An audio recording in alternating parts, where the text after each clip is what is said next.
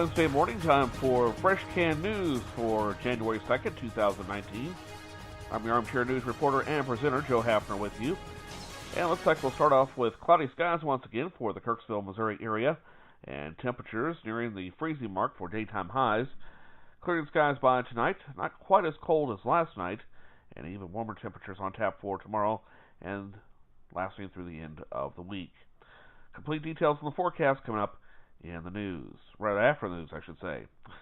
And in the news this morning, 4 Moberly men are now facing charges following the shooting death of 2 Columbia residents this past weekend, and 2 of the suspects remain at large. According to Randolph County Prosecuting Attorney Stephanie Lunsford, 20-year-old Christopher Esri has been charged with 2 counts of first-degree murder and 1 count of robbery, and 29-year-old Travis Koenig is facing 2 counts of second-degree murder. Both are still at large. 40-year-old Aaron Bloss is charged with 2 counts of second-degree murder, and 22-year-old Stephen Bell is charged with tampering with physical evidence. Authorities say they are in custody. Obviously, there were reports made on Saturday. There were some individuals found in a vehicle. They were deceased. Law enforcement diligently began their investigation, which has culminated in several warrants being issued. Right now, there are 4 individuals that have been charged in conjunction with this incident.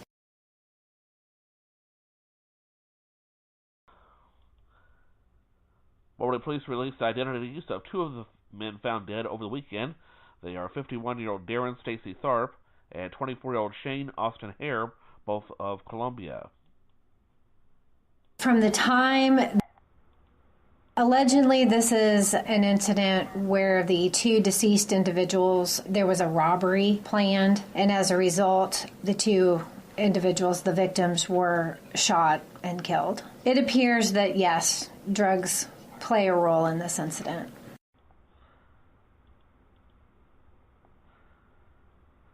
Just before 11:30 Saturday morning, the Moberly Police Department was informed of a suspicious vehicle in the 600 block of Concannon Street.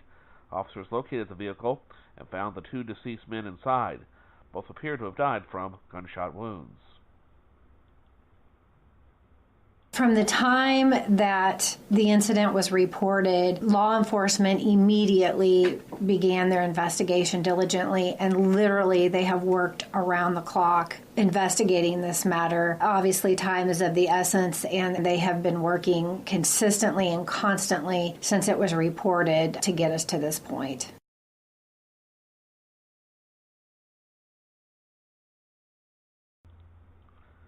The Randolph County coroner has ruled the deaths as homicide, and the autopsies were performed Monday by Boone County Medical Examiner's Office. Anyone with information is urged to contact the Moberly Police Department at 660-263-0346. Again, that number is 263-0346. The Randolph County Tips Hotline at 660-269-8477, or their local law enforcement agency.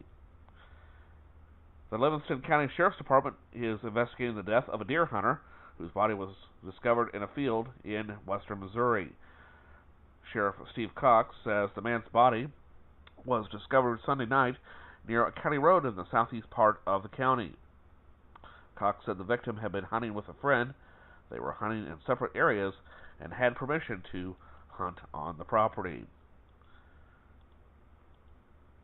Meanwhile, the Columbia Police Department is continuing its investigation after a gunshot victim was found in a parking lot of a convenience store in North Columbia New Year's night.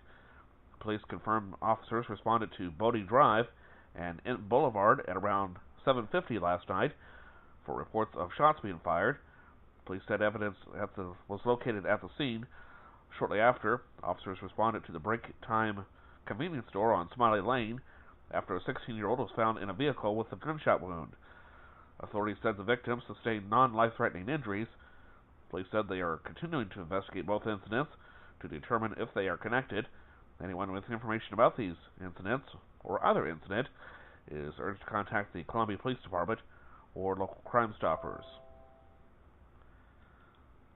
A volunteer EMS responder for the Boone County Fire Protection District has been suspended indefinitely over racially tinged comments he made on a Facebook post. Assistant Chief Gail Blomenkamp confirmed that he learned of the post Monday and that the responder was suspended immediately following a start to a preliminary investigation. Blomenkamp said the post violates the department's written social media policy. A copy of the policy, however, will not be available until later today due to the New Year's holiday. NECAC officials say that so far they've only used about 14% of their funding for energy assistance. The application process can be done in person or online. Applicants need a Social Security card, birth dates for everyone in their household, plus a copy of your primary and secondary heating source bill, any checks cashed within the last month, and proof of income. People who qualify for energy assistance are the elderly, disabled, and low-income households. NECAC serves 12 Missouri counties, including a number in this area. There are Lewis, Macon, Marion, Monroe, and Shelby. For more information, visit necac.org. That's NECAC.org. And necac.org, NECAC.org.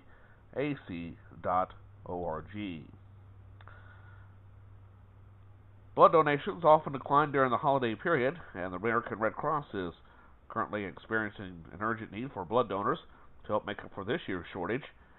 In Sullivan County, there was a blood drive running from 1 until 6 today at the Milan Community Center, and another on January 14th from 2 until 6 at the Green City Community Building. Plus, Brashear will host a blood drive tomorrow at the Keller Community Building from 2 until 6:30. A new law went into effect yesterday across the nation, which requires hospitals across the country to post their prices of items and services online. The federal law comes after the U.S. Department of Health and Human Services Secretary Alex Azar called for changes in the healthcare system, including to help stop patients from receiving surprise billing. The purpose of the law is to help promote transparency with patients in healthcare. Blessing Hospital System officials say it will help patients get a better understanding of the cost. On Blessing's website, it lists the gross price and the average price of what a patient could pay after insurance. Executive Vice President and Chief Financial Officer Patrick Gervalier with Blessing Hospital System says having the numbers posted serves the patient's needs in terms of having open dialogue about their health care costs. Meanwhile, the cost of prepaid cell phone service will slightly increase in the Show Me State as a result of a new state law. Under the law that went into effect yesterday, a 3% surcharge will be applied to the sale of prepaid wireless service to help fund 911 emergency cell phone centers. The new Missouri law also authorizes cities and counties to ask voters to replace their current 911 sales taxes or landline phone taxes with a new fee of up to $1 a month that will be charged both on landline and traditional wireless phone services. Another law that has gone into effect in Missouri includes a statute that seeks to reduce the state's individual income tax rate by 0.5 of a percentage point, but offset that by reducing the state income tax deduction people can claim for taxes they pay to the federal government. Caregivers for those with disabilities can sometimes struggle to find appropriate places for restroom use. Missouri Disability Empowerment, or MODE, is trying to change all of that, not only through advocating for the inclusion of more family-friendly facilities throughout the state, but also by creating a website to help give caregivers locate those types of facilities. MODE's Christina Ignoglia recently visited with the area media about the ongoing project. We had gone traveling to New York, where my family is from, and we had been talking with Robin and others about accessible restrooms and the challenges we also face with our daughter, who no longer fits on a child-sized changing table. And as a result, I kind of said, it would be really cool if we could have a map that was like the ways of potties, and we jokingly referred to it that way, but we were serious in the sense that, we would love to know where accessible restrooms are, where they're not gender-specific in case my husband needs to take my daughter in, especially as she gets older. You get funny looks as you deal with an older child or even a spouse of the opposite gender who may need help. And so we kind of invented, I guess, restroommap.com. It started as as a state map where you could submit and crowdsource in information about restrooms, sort of taking a nod from Waze. And then within about a month, we had people like Robin's sister in North Carolina and others saying, hey, this is a great idea. Could you expand it? And the technology was there. So now restroommap.com is a nationwide map where you can submit accessible restroom data. Aglolia talks about the types of information they seek for inclusion on the new website. We are tracking where there are adult-sized changing tables, but that's not the only thing because those are pretty rare, unfortunately. We're also looking at unisex restrooms and family restrooms. And we're hoping that this becomes a tool where people, say, in Virginia, can take this map and advocate for more accessible restrooms to point out where there are what we're calling restroom deserts, where you quite literally can't take your child or the person you care for out because there is no restroom to change them. For more information on this caregiver resource, visit restroommap.com. That's restroommap.com. You can also follow Mode on Twitter at Missouri, M-O-D-E. An Illinois-based internet provider is planning to spur broadband development in rural areas across 5 states in the central U.S., including in Missouri. The company's largest project is in Missouri, as Whisper is getting more than $176 million from the FCC's Connect America Fund for broadband development in 65 counties in the Show Me State. Whisper CEO Nathan Stuck says the company will begin to receive the funding in about the next 4 to 6 months. An FCC news release says Whisper must build about 40% of its assigned areas within 3 years of financial eligibility.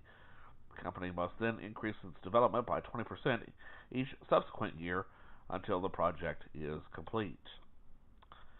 Missourians greeted with 7 statewide issues, or rather, Missourians were greeted with 7 statewide issues when they went to the polls this past November. During the legislative session that is set to begin, State Representative Tim Rimley plans to propose some changes to the way issues are placed before the voters. There was a lot of confusion in this election, and a lot of things that got passed that if the people would have known what it all did, it would not have passed. I really believe that. Some of the things that those initiative ballots will cause could have a big detriment to our law enforcement being able to look into some things. And also, Amendment 1, for instance, the first of it talked about campaign finance reform, but actually will take away the voice of Missouri, the way that they're going to set up these districts. And so rural Missouri will be hurt by that bill. The Excella lawmaker also uses this past election as an example. There was a lot of confusion in this election. There was a lot of ballot issues. I'm wanting to really look into that. I think there needs to be changes made in that. It's a lot of work to get something on the ballot as far as signatures, but you can go to urban areas and get a lot of those signatures. People don't understand what they're signing many times, and they'll give you a 2-minute version of a bill that could be really long, a ballot issue. I think there needs to be at least 3 months of information gathered and given out to the public so they know what they're voting on, if one does make it on the ballot, so everyone knows what they're voting on. Missouri's new legislative session begins a week from today. Starting today, Dr. Marjorie Vandeven is back at her old job as Missouri's Education Commissioner. At the same time, Dr. Roger Dorson is returning to his sole role as the Deputy Commissioner. Dr. Dorson says his primary responsibility is dealing with the state budget and all the financial aspects of the department. Right now, we've developed a budget, which is a $6.5 billion budget. We had to have that into the governor's Office of Budget and Planning by October the 1st, and we did that. And we've been working with that department as the governor fashions his budget, which he'll present in January. Dr. Dorson's role with the budget is far from complete. Our chief budget officer and I will make a presentation before the various committees in the General Assembly, both the House and the Senate, as far as the budget is concerned. And then the General Assembly will pass a budget and then turn it over to the governor in May. The governor will make that decision as to whether to sign it or veto parts of it or whatever. Once that occurs and that budget is finalized, then it's our responsibility then for the implementation. Crunching the numbers and putting the budget together is something Dr. Dorson has done for several years. It's the kind of the linchpin of the job, but, I've always enjoyed that aspect of it, and certainly when you do it every day, you kind of become very familiar with it, and it becomes kind of certainly a comfort area. Dr. Roger Dorson has been serving as Interim Education Commissioner in the state of Missouri for quite some time. One of the education bills that was approved during the past legislative session of the Missouri General Assembly centered on virtual education. Brent Gann, a spokesman with the Missouri School Boards Association, says that issue could resurface in the 2019 session. We had a virtual education bill passed last year. It would not surprise me if we would see some additional legislation related to that. Virtual education can be extremely beneficial to a lot of school districts, and some of our rural districts, who might not be able to offer some specific courses can provide those to students virtually. Other students who may be homebound for some reason, virtual education can really be a godsend to some. But Gann says MSBA has one major concern. However, again, the issue, just like charter schools, is one of accountability, and we've got to make sure that virtual courses are of the highest quality. And the bill that was passed last year had some provisions related to accountability, but they really weren't strong enough, in our opinion. So we need to probably take a look at that issue again. And again, it wouldn't surprise me if we had some legislation on that this coming year. Brent Gann adds that education bills dealing with vouchers and charter school expansion have already been pre-filed. A Mexico, Missouri woman was slightly injured early yesterday morning when she swerved her car out of the path of another vehicle west of her hometown on Highway 22, just west of Audrain County Road 935. Highway Patrol says that 33-year-old Christina L. Clay was taken to an area hospital for treatment. The crash occurred just before 5:30 yesterday morning. And a Sedalia man was taken to Bothwell Hospital yesterday morning after getting injured in a single vehicle crash near his home. The Missouri State Highway Patrol says that 40-year-old Jeffrey L. Enlow lost control of his rig on eastbound McVeigh Road at Southwood Drive at around 7:45 yesterday morning. The truck went off the right side of the roadway, hit a mailbox and a driveway before coming to a rest in a ditch. Taking a look at the weather forecast, looks like we'll see cloudy skies throughout the rest of the morning. A gradual clearing this afternoon, temperatures warming up only into the lower 30s. Southwest winds at 10 to 15 miles an hour. Clear skies by tonight, lows around 20 degrees, with southwest winds at around 10 miles an hour. Turning light and variable overnight. And then for tomorrow, considerably warmer temperatures, highs in the lower 40s, with southwest winds at about 10 miles an hour. Clear skies for Thursday night, lows in the mid-20s. And then for Friday, much warmer with highs in the upper 40s to near 50. Southwest winds at 10 miles an hour, lows in the upper 20s. And the pattern holds for Saturday and Sunday with highs around 50, lows in the upper 20s to lower 30s. By Sunday night, clouds returning, along with it a chance of rain developing after midnight. And then for Monday, considerable cloudiness with a 30% chance of rain, highs in the lower 50s, lows near 30. A little bit cooler on Tuesday, with temperatures holding steady or slowly falling in the afternoon. Afternoon highs starting out in the mid-40s.